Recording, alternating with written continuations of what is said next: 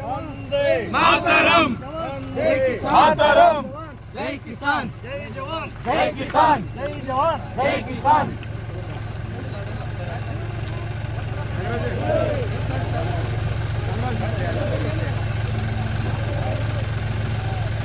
Line ಬಿಡಬೇಡ್ರಿ, ಒತ್ತಲ್ರ line ಬಿಡಬೇಡ್ರಿ.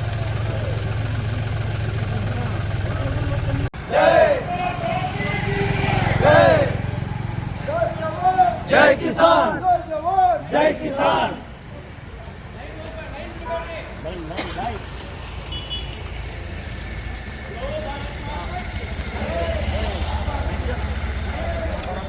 Sir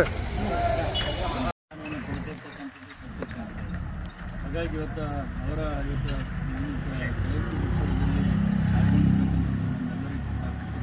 ಜೊತೆಗೆ ಲಾಲ್ ಬಹದ್ದೂರ್ ಶಾಸ್ತ್ರಿ ಅವರು ಕೂಡ ಒಬ್ಬ ಧೀಮಂತ ನಾಯಕ.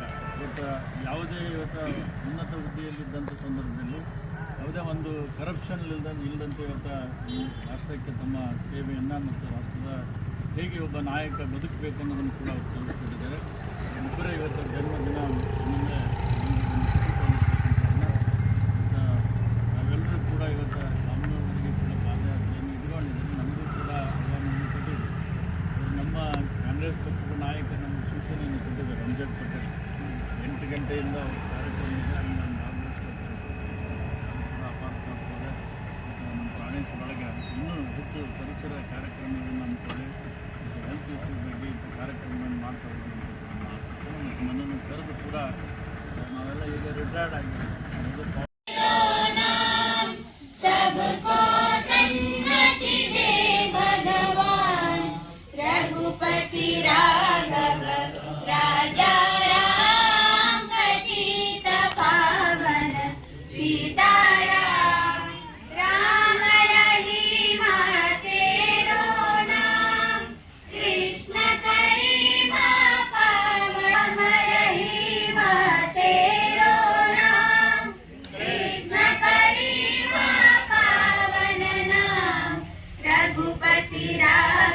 ನೋಡಿದೀವಲ್ಲ, ಕಾಮನೂರನ್ನ ನಾವು ಯಾಕೆ ಆಯ್ಕೆ ಮಾಡಿಕೊಂಡ್ವಿ?